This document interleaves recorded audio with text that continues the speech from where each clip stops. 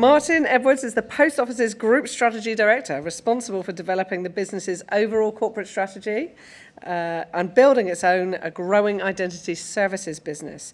Since 2014, the Post Office has been one of the leading providers to the Gov.uk Verify programme, building on its long-standing history as its trusted interface between citizens, government and private sector.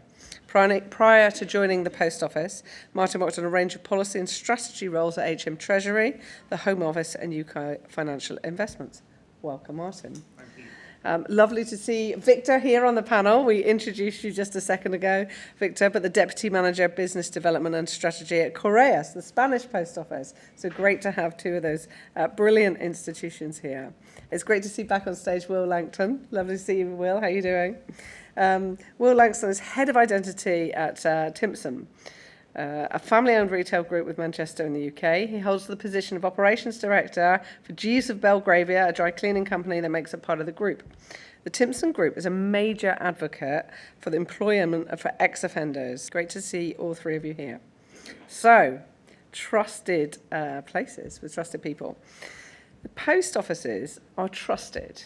We're all familiar with and have a high street presence that we trust our to process our driving licence and passports, among other things.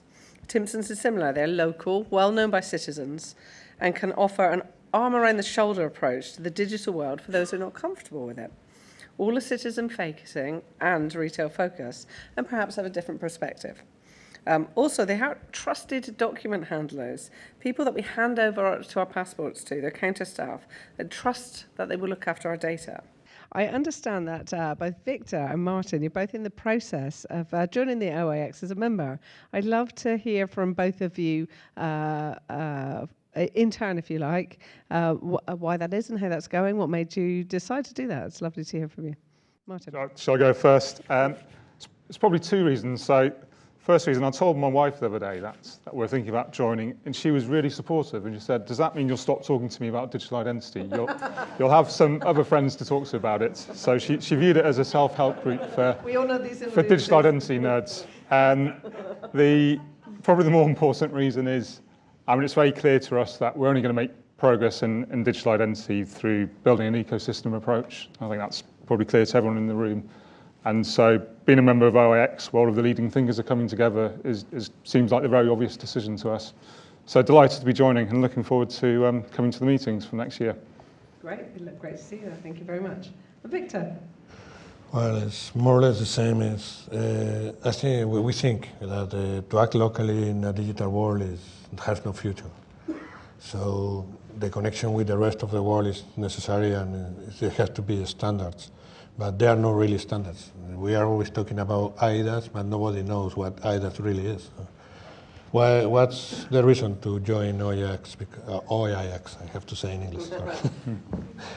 Is they keep us in track of all the trends and all the movements and all the situations that are right now, so we can follow our path, but correcting our route, depending on what information they give to us.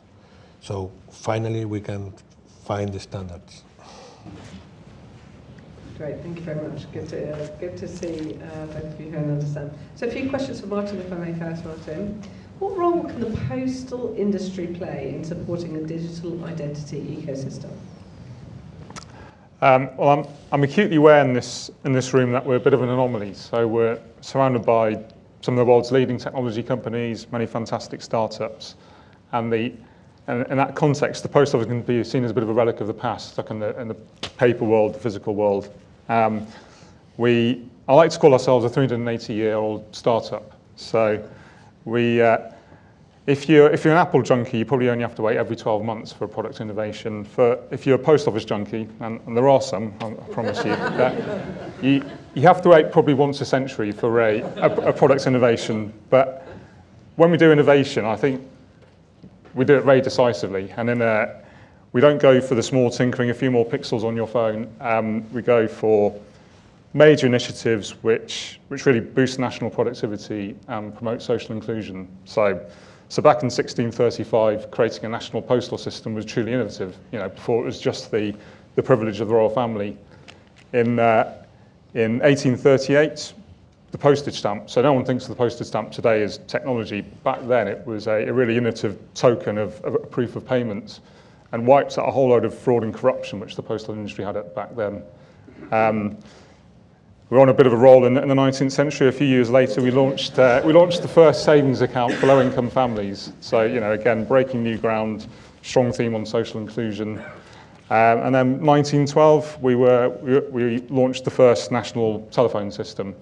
So we've been we're being a bit of a lull in the innovation space. So looking at this century, what is the defining technology which can really improve national productivity and promote social inclusion? And it feels like digital identity is a very obvious candidate. I think really there's three reasons why a national postal operator can have a role to play. One is the brand trust. We always knew we poll very well when we do polls of trusted brands. One thing we hadn't proven until we went into Verify is, does that trust expand into the online space? So Verify was the Post Office's first online-only product. So it was a bit of a step into the unknown. But actually the very clear message we've got back is, yes, our brand does resonate in that online space. I don't think I'm allowed to divulge market shares, but the evidence of us as a preferred supplier is strong. I won't get into that. So the kind of very clear point about brand trust. I think second point is customer reach. So we have 17 million customers coming into our branches each week. Clearly a huge branch network. We're within 3 miles of 99% of the population. A third of small businesses coming into our branches each week, and more visitors coming to our website as well. So we've got colossal customer reach. So if we're looking for an organisation to help build that critical mass amongst consumers, we think we're a good candidate. And the third point is, I think we also have a lot of reach into relying parties. So clearly a long history of providing services into government clients, but also the financial sector. So one of the major agreements we negotiated in the past couple of years was what's known as the banking framework, which means all of the high street banks in the UK can now use the post office to service their customers. So 99% of current accounts in the UK can now be serviced through a post office branch. And I can't think of any other organisations where banks like Barclays and HSBC would willingly send their customers to another company. So I think it's an evidence point of we can play a role as a very neutral and trusted brand for the clients as well as the consumers. That's great to hear and understand. What do you see as the biggest challenges or barriers to developing a mature digital identity ecosystem? I think the recurrent theme throughout today has been the point about collaboration and interoperability. It's the challenge is when any organisation is thinking about how it meets its identity needs, the path of least resistance is to build your own platform or solution. It's far easier than trying to take down the collaborative approach. But I think we all know in this room that that's not the way to get the maximum efficiency and the best outcome for consumers. So I think the biggest challenge is it's hard yards to get that collaboration to produce common standards. But I think, again, it's something which the Post Office is quite used to working in a collaborative partnership space. Our whole business model is predicated on either working with third-party agents to run our branches, working with other suppliers to provide our products. So for us, the partnership working is a very natural way of working. Good, thank you very much for that. Well, before I jump into questions, do you want to tell us a little bit about your digital identity program, Timpson, what you do? Yes, well, so we at Timpson have got, I'm sure many of you, I hope, many of you have used our shoe repair shops or had your keys cut. That's when you all say yes. It's great, there we go. So we've got all those shoe repair shops. We've also got a lot of photographic shops up and down the country. Within our group, we now have 2,000 outlets across the UK. So we're getting bigger and bigger. Our chief exec keeps on buying new businesses, which makes our lives more and more difficult, but we get to grips with it. And a few years ago, we realised that in our photo shops, given that we take all these ID photos every day, we are the biggest provider of assisted ID photos in the UK. If you're not sort of taking it yourself or having it done at a Photo Me booth, Richard, then you're probably coming into one of our shops. So we saw there might be an opportunity for us to play upon that. We're already in this game of ID, but what else might we be able to do? And so we spent the last 2.5 years, it's gone a lot slower than we would have liked for it to have gone, but we spent the last 2.5 years really exploring different opportunities in the digital identity marketplace. So could we help customers with applications? Could we help them create a digital identity? Could we support them in using that digital identity? And we haven't really worked it all out yet. We don't know which route we're going to take. But I'm, like Martin's just said, I think that for this marketplace to really take off, we're all going to have to collaborate. And as Dan said in the last panel, it's got to be, public-private sector collaboration. But one thing I would say is that, I've just alluded to that this marketplace has been quite a slow beast for these last 2.5 years. I think we need something cool. So for this to take off, and I would judge the success of this marketplace by me being able to go to the pub with my friends or see my girlfriend and talk about what I'm doing at work, and then not all look at me like I've got 3 heads, which I'm sure many of you would agree is what happens at the moment. You talk to people outside of this room and you're not getting much feedback other than what on earth are you talking about? So I saw something this week, which is that Yoti, I don't know if are Yoti in the room by any chance? Hello Yoti, hello. So Yoti have just been invited into a trial, if I get this wrong, just shout at me. Have just been invited to do a trial with the supermarkets around verifying age at those self-checkout things. Well, why has that happened? Because it's going to make it faster to buy booze. And it's use cases like that we need to find that make it easier for the consumer, but to do things that they actually want to do. All of the relying parties that we've got at the moment, unfortunately, are pretty unsexy. A big one, as Sarah said earlier, would be the banks. That would be fantastic. Allowing people who've just come into the country to open a bank account easily, knocking down those barriers. That's great. It's huge. But in the meantime, let's find more things that are cool, like Yoti. Let's really start motoring along. But it is nice to be sat in a panel with Martin, who it's good to know that someone else feels like a relic. Because as cobblers, we certainly do. Very good. Trusted spaces, trusted people. Will, why would people trust you, I guess, with their identity, their digital identity? I hope that they would. I guess for us, we like to consider ourselves a trusted brand. Unlike the post office, we don't spend a huge amount of time doing polls and market research and all of that stuff. Not that there isn't lots and lots of value in it, but we know that customers bring their trusted items to us every day. So they come to us to have their house keys cut. They come to us with their children to have portrait shoots done in our photo shops. They also come, and one of the areas of the business where the complaints are the hardest to handle is dry cleaning, because people love their clothes so much. You wouldn't believe how much people love their clothes. Of course I can. Sorry, I'm not being loud enough, everybody. No. No, not enough. Yeah, people do trust us with these items every day. They trust us to carry out these services on their behalf. And I'd like to think that trust would carry through into any other services that we start to provide. So if digital identity services become one of those things, which I hope they will in the future, then I'd like to think that our customers would still trust us.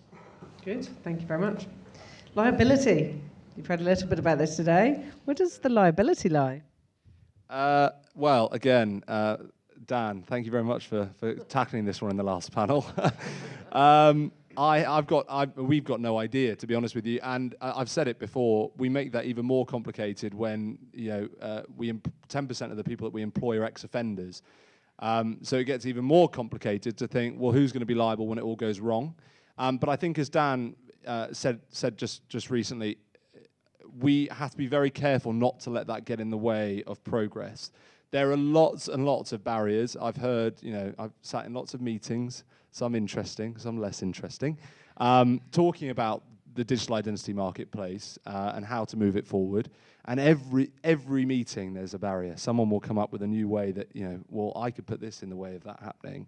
Of course, yeah, we can all be very difficult and, put up blockers, and there will be lots of difficult challenges that we've got to overcome. And I think liability is a big part of that. It's going to need, some very bright, intelligent people far more bright and intelligent than I, poring over it for hours and hours to work it out. But for the meantime, until those problems actually arise, let's just get motoring. Good, thank you so much. And lastly, Will, what do we think about the current state of affairs in the UK digital identity marketplace? I'm trying to be PC. fairly stagnant, I would say. I think, as I said at the beginning, it's important that we really just start getting on with it. I'm really excited to hear what Nick Harrison's got to say in the next session after break. Yeah. But I hope, as Sarah said earlier, we get a really positive bit of news, and that the budget is it's all gonna go verify. But up to now, it's been frustratingly slow. Okay, well, great to have an event today to connect people and share some of the good use cases and gee us up to get stuck in, right? Okay, thank you. Victor, I'd love you to talk us through your involvement with UPU. Okay, UPU, is Universal Postal Union, and it's all the postal services around the world. They are all together in Switzerland. They choose Correos, the country, and they are making another movement for global identification. It's the .post system. Post ID is something that is a project like we are talking around every day, all around people. It's the same. It's an identity system through a DNS, and it's all made by all the postal companies in all the world. So it's similar to everything. So .post is technically advanced and very secure and very protected, and with the last systems. And they are looking for a standard for making an ID system all together. You are in the same. Indeed, yeah. Yes, everyone is in the UP. All the assigned postal services in the world are working together in this project. It's another standard. Another great global startup. Great to understand. No, I want to explain something about the Spanish identity, because it's quite different that here. We have an identity card. It's mandatory, all the Spanish people have to have it. We have the home address there. And now, from the new model, have a digital certificate inside. So theoretically, all the Spaniards have a certificate. The problem is nobody knows how to use it. Okay, but we have it. It's not compatible with Apple devices. It doesn't work in Microsoft browsers. So, and that's what we are doing in Correos right now. Is making a system to manage the people certificates. If you go to a postal office and you give us your ID, we get the certificate, we keep it, and then we use it when you have to authenticate with the local governments or with the administration or whatever. So nobody knows how to use it, and we manage it. And that's the system we are making that is our identification system. So it's working quite well. It's working very well when you have to get money from the government, because when you want to be paid, everybody follow the rules. That's easy. It's more difficult when you are asking citizens to do something for the government, or to pay taxes or to pay traffic bills. But it's working quite well. So we are managing this certificate, and nobody knows how to manage. It's very similar to help people to manage these kind of things. That's what I was going to explain. Thank you very much. Can we have a big hand for our panel, please?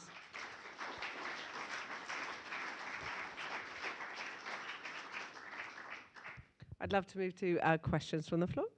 Chris Jones, Icon UK. I know that a couple of you will be aware that across some postal services in Europe, they're already using various technologies for identification right across. So, for example, Post Italia uses a biometric signature profile across all their postal branches, across a lot of the hand delivery services, mobile services, and so on. To what extent have you looked at sort of using systems from other countries that you could introduce a level of interoperability. And things like the managing of the certificates with EIDAS, that's now allowable on all the technologies there and the rules are there that allow that to be completely server-based, so you don't actually need the card or the token that you're porting around with you. So the question really is the extent to which, as the postal industry, you've kind of looked at what's there in Europe at the moment that you can leverage. And the objective of UPO or IPC is the other organization. It's not all the countries, just European and advanced countries, International Postal Community. I don't know the C, what means, okay. Is to make standards. When the countries start developing something like Italy, they proposed UPO to use it all around and make standards. And sometimes they choose and we use it. We use the tracking systems are more or less common to all the people, and the identification is one of these things. .post is an idea to globalize these identification systems. But it's a mixture between real life and digital world. You are talking about signatures in iPads and these kind of things. We already do it, and it's compatible with, I think, 40 countries. Okay. If you send us a contract, we go with the postman, you sign it. It's not pressure, just speed and speed and moving, no pressure. It's okay. And then this is compatible, and the German people will have a signature in the contract. But this is a mixture of real world because the paper they move the papers, and the signature is digital. So, and that's what the postal services try to do, is something compatible all around the world. And no, I think that's right. I mean, in terms of where we are, it's a great question. I think probably, frankly, at an earlier stage of maturity, we're still trying to solve the UK market and respond to UK client needs. But I think we absolutely need to be learning from what other postal organisations and other countries around the world are doing. And I think before too long, making sure we're putting in that cross-border interoperability. We are doing it with parcels already. But so the path to the digital world is there. In which case, we will wrap this panel. Give our panellists really a big hand. Thank you, gentlemen, so much so.